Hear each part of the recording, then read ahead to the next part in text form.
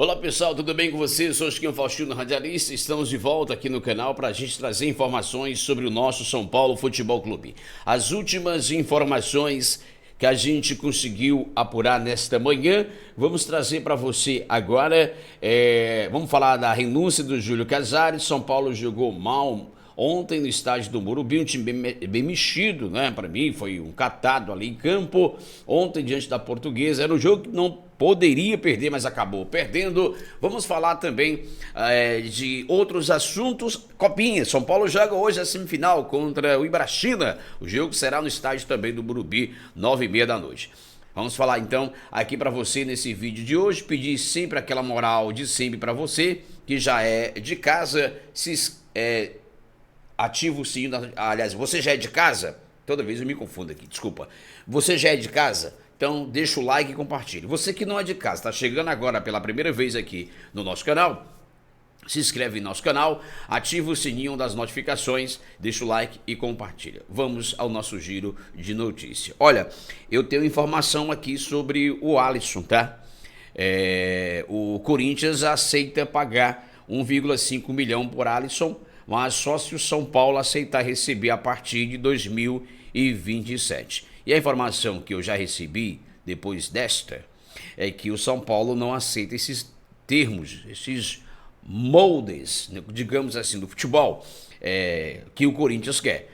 O Corinthians quer, mas só vai pagar a partir de 2027. Então, 1,5 milhões pelo empréstimo do Alisson. O Corinthians diz que aceita pagar, mas só a partir de 2027. São Paulo, de bobo, acho que não vai ter nada. Espero que dessa vez não seja mais um bobinho da corte, nem não aceite, né? Falar do Pedro Ferreira, ontem, que atuou pelo profissional na derrota de 3-2 para a Portuguesa, vexatória. O time saiu vaiado, o time não consegue jogar. As peças que o Crespo escolheu foram as peças que não funcionaram, não criaram nada absolutamente. Destaque para o Caleri, que voltou a jogar uma partida como titular. Fez 2 gols, mas perdeu um gol incrível, né? Mas também fez aí digamos, ele se redimiu. E o Pedro Ferreira deve atuar no jogo de hoje pela Copinha. Entrou bem ontem, que passe, que assistência que ele deu para o Caleri, né? E aí, no final, no contexto geral, São Paulo foi muito mal, gente, muito mal. Era um jogo que não poderia perder, acabou perdendo. E foi-se embora mais um tabu histórico que São Paulo tinha sobre a Portuguesa. A Portuguesa não vencia o São Paulo há 13 anos. E aí, o São Paulo ontem deixou escapar esse tabu, o time bem mexido.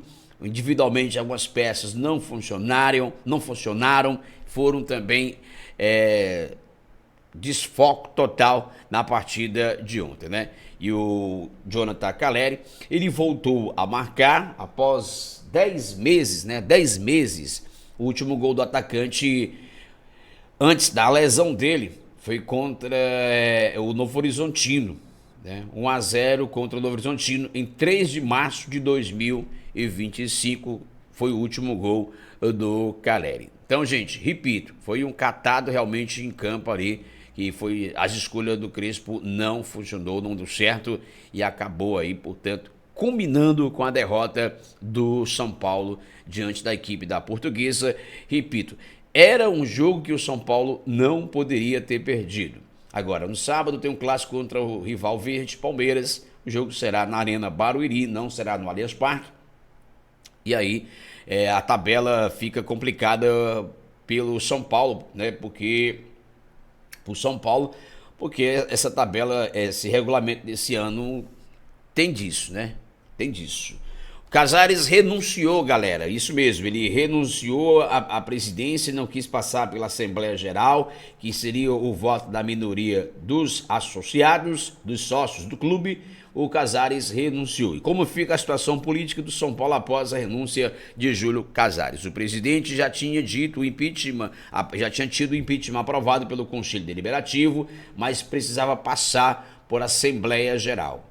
Agora, o presidente não é mais interino e presidente Harry Massis assume definitivamente até o final do mandato. E, por sinal, o mandato dele, mas do Júlio Casares, né? Com a renúncia do Casares, o Conselho Deliberativo não precisa mais convocar a Assembleia Geral para os sócios votarem o impeachment. O vice do agora ex-presidente assume o cargo até a eleição, que vai definir que será o presidente no próximo triênio de 2027 a 29, tá bom? A tendência agora é que assuma definitivamente o cargo de presidente, que o Harry Masses faça mudanças em diversas diretorias. Pouco depois do impeachment de Casares, o superintendente Márcio Carlos Magno, braço direito do dirigente, deixou o cargo, e Dedé também, diretor do Clube Social, deixou o cargo. O Harry Masses, portanto, demitiu ali o Márcio Carlos Magno. Essas foram as primeiras, até agora, e únicas mudanças no governo de Massis como presidente de São Paulo. Até então, o vice de Casares esperava a renúncia de seu antecessor ou a Assembleia Geral para poder colocar em prática algumas de suas vontades. E aí já começou.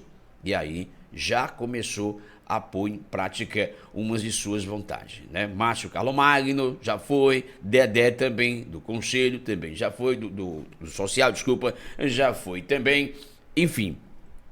E ontem teve um problema na Catracas do Morumbi, né? Pararam de funcionar, né? Até o Aloysio Chulapa que estava lá, ficou lá para entrar, ficou esperando, cara. E o Aloysio Chulapa no meio da galera ali, né? Então, é isso aí. Vamos lá. Jornalistas culpam técnico do São Paulo e há quem peça até a demissão do treinador. O São Paulo vem jogando mal, né, gente? Vamos ser sinceros. Eu não sou de passar a mão aqui na cabeça de dirigente de futebol, presidente, de jogador, não. Eu nunca fui.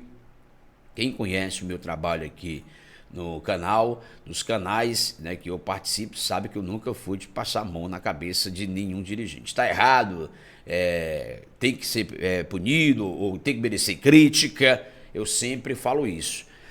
Após a derrota em casa para a Portuguesa por 3-2 em um jogo que era necessário vencer no Paulistão, muitos jornalistas reconhecidamente são paulinos detonaram o técnico após suas escolhas e mexidas no time que culminaram com um placar adverso. Mexeu mal, São Paulo empatou o jogo e ele foi lá, mexeu mal, tirou um lateral, colocou um atacante, talvez o objetivo dele seria ganhar o jogo, mas desprotegeu a defesa totalmente, que o Toló e o Dória não é lá essas coisas, enfim. Eu acho que não era para ter poupado jogadores nenhum contra o time da Portuguesa, era o jogo-chave que deveria ter mexido, não deveria ter mexido na estrutura total do time, e ele fez isso. E aí eu deixasse para fazer uma rodagem, digamos assim, contra o Palmeiras. O Palmeiras também não vem lá com tudo, tá também fazendo esse tipo de rodízio no seu elenco. Acho que as escolhas do Crespo elas não foram boas, e a decisão que ele tomou ontem de mexer no time, acho que foram 8 mexidas, para mim não foram boas também. E aí os jornalistas são paulinos, colega nosso, fizeram uma crítica. Não é para pedir a demissão, claro, não é criticar, não é pedir demissão, é uma crítica que precisa melhorar. O São Paulo não vem jogando bem, o São Paulo não é um time criativo, né? O São Paulo não cria, né? Então a gente precisa fazer esse tipo de crítica ao Crespo para que ele melhore, não pedir demissão. Acho que não sei, mas vamos ver aqui. O André Pirral, time cheio de reservas no jogo de ontem, era preciso ganhar. Estrear 2 zagueiros na temporada ao mesmo tempo. Desespero de trocar o Cédric por Tapia, jogando Bobadilha para lateral no momento em que, com o mínimo de organização, dava para virar. Verdade. Crítica aí do André Pirral, alguns jornalistas fizeram crítica. O Arnaldo Ribeiro, time cheio de reserva no jogo onde era preciso ganhar, estreia de 2 zagueiros. Tudo errado, a confirmação do Arnaldo Ribeiro. Nisso César, foi uma vergonha, resultado da partida e o futebol apresentado. O futebol de São Paulo vem muito mal apresentado, não é de hoje, tá? Não é de hoje. E eu concordo com os colegas jornalistas. O São Paulo terá pela frente, gente, Palmeiras no sábado, dia 24, 6h30 da noite. depois do jogo com o Santos, depois do jogo com o Flamengo, na quarta-feira, dia 28, que é a estreia contra o Flamengo pelo Campeonato Brasileiro.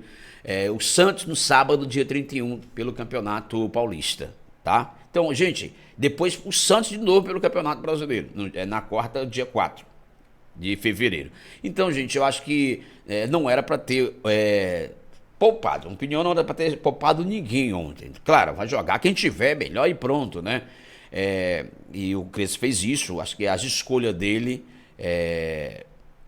virou alvo de críticas de alguns torcedores de São Paulo e até mesmo de alguns jornalistas são paulinos, que não gostaram das escolhas dele ontem e as mexidas precipitadas. Então, o Crespo, ele lamentou a derrota do São Paulo e justifica a escalação inicial, né, no momento da construção. Não dava para jogar com dois volantes, Negruti e Pablo Maia, que só marca. Ou seja, não marca ninguém. Não estava conseguindo marcar ninguém. Não é que só marca, eles não marcam ninguém. Não é que eles não estavam conseguindo marcar, eles não marcam ninguém. Então não dava para jogar assim, dessa maneira, né? A verdade é que o Crespo virou alvo de críticas, sim, senhoras e senhores, desse jogo diante da Portuguesa no Morumbi ontem, e saiu vaiado, tá? Não sei se as vaias foram para o Crespo, se foram para o time, enfim, ou foi para os dois, mas a torcida que estava presente, os torcedores que estavam lá presentes, vaiaram, sim, senhor, depois do jogo diante da Portuguesa. Destaque para o garoto Pedro, repito, para o garoto Pedro Ferreira, que entrou bem. É aquele meia que o São Paulo precisa. São Paulo precisa contratar esse meia. Precisa contratar esse meia, tá, gente? Fica bem claro aqui. Precisa contratar esse meia. Vitória política fora de campo, dos bastidores, mas dentro de campo o São Paulo deixou muito a desejar na noite de ontem, lá no estádio do Morumbi, diante do seu torcedor. Então, a renúncia do Casares e as demissões de alguns dirigentes foram a nossa vitória melhor fora de campo. Mas dentro de campo, São Paulo precisa melhorar muito e o Crespo precisa também evoluir mais, tá? Evoluir mais e fazer esse time jogar e criar mais. O time não chuta fora da grande área. O time chega ali perto da grande área adversária, não chuta, né? E o Crespo precisa rever também a questão do Rafael. É um goleiro indeciso, O Rafael é um goleiro indeciso. Fica aqui a minha crítica também. Tá na hora de rever também algumas situações do time. Esse foi o nosso vídeo de hoje, espero que você tenha gostado, deixa o like e compartilha. Sou Chiquinho Faustino, radialista da mídia esportiva independente.